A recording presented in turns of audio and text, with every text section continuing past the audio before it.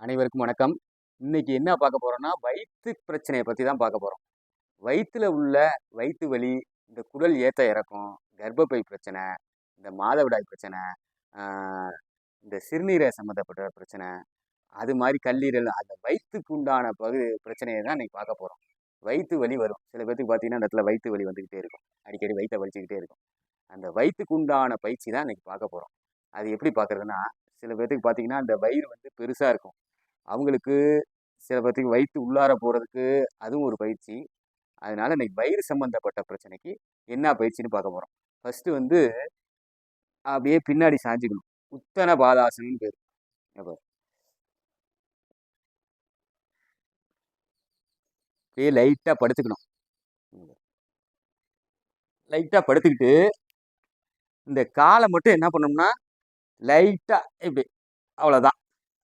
ஒரு 1/2 அடி 1/2 அடி அப்படியே லைட்டா தூக்கி ஒரு 5 மூச்சு, நல்ல ஒரு 5 மூச்சு இழுத்து விட்டோம்னா, இந்த நரம்பு வயிறு சம்மந்தப்பட்ட அப்படியே இழுக்கும். நரம்பு இழுத்து பிடிச்சி தொப்புளு, இந்த குடல் சுத்தி உள்ள பகுதியெல்லாம் அப்படியே இழுத்து குடுக்கும். ஒரு 5 மூச்சு. இது பார்க்கும்போது ஈஸியா தெரியும்.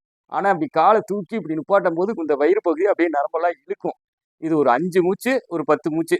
நல்ல மூச்ச இழுத்து ஒரு 5 மூச்சு. அப்படியே ரிலாக்ஸ். இது பார்க்க ஈஸியா இருக்கும். ஆனா, கொஞ்சம் செய்யும்போது கொஞ்சம் கஷ்டமா இருக்கும்.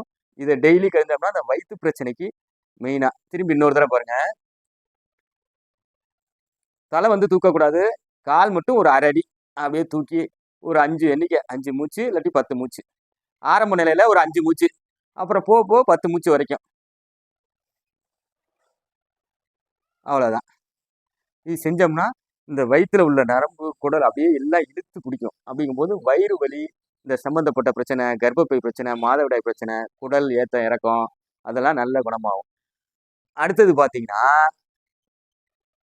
அடுத்தது வந்து என்ன ஆசனம்னா, நவயாசனம், நாவாசனம்பாங்க, படகாசனம்பாங்க.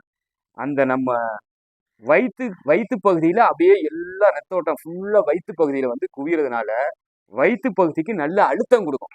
அழுத்தம் குடுக்கறதுனால, நல்ல பிராணசக்தி பார்த்தீங்கன்னா, அந்த வயித்து பக்கம் தான் ஃபுல்லா எல்லா பிராணசக்தியும் வர்றதுனால, உங்களுக்கு வயித்து பிரச்சனை வரவே வராது. இங்க பாருங்க. அதுக்கு என்ன பண்ணணும்னா, ஏற்கனவே படுத்த மாரி தான். இங்க பாருங்க.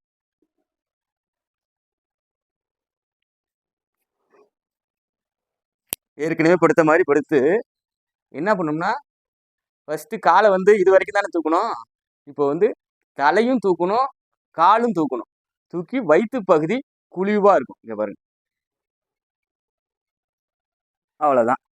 இது மாரி செய்யும்போது, இந்த உடல் எடை ஃபுல்லா வயித்து பக்கம் தான் வரும். இந்த இடத்துல. இங்க பாரு. இதான் நாவாயாசனம். படகாசனம்னு சொல்லுவாங்க. நாவாசனம்னு சொல்லுவாங்க. ஆரம்பத்துல வந்து கொஞ்சம் வரலைன்னா இது வரைக்கும் தான் வரும். அப்புறம் செய்ய செய்ய தான் ஃபுல்லா வரும். ஃபர்ஸ்ட்டு வந்து இந்த இவ்வளோ தூரம் தான் வரும். அப்புறம் செய்ய செய்ய தான் வரும். ஃபைனல் ஸ்டேஜ் இங்க பாரு. கால் ஸ்ட்ரைட்டா இருக்கணும். ஒரு 5 எண்ணிக்கை, ஒரு 10 எண்ணிக்கை.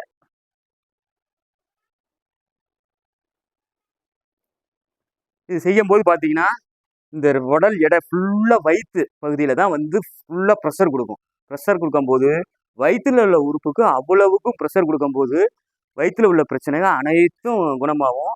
இதுல வந்து எல்லா ப்ரெஷரும் குடுக்கும்போது, குடல் சம்பந்தப்பட்ட பிரச்சனை, மாதவிடாய் பிரச்சனை, எல்லா பிரச்சனையும் இந்த இதுக்கு நல்ல குணமாகும். தொப்பையும் உங்களுக்கு குறையும். உடல் தொப்பை பார்த்தீங்கன்னா, சில பேத்துக்கு தொப்பை இருக்கும். அவங்களுக்கும் ஒரு நல்ல ஆசனம். ஃபர்ஸ்ட்டு வந்து முடியலைன்னா, ஒரு சேர் வச்சு, சேர் மேல அப்படியே கால அப்படி தூக்கி வைக்கணும். அப்புறமேட்டு மெதுவா எடுக்கணும். அது மாரி கொஞ்சம் கொஞ்சமா செய்யணும்.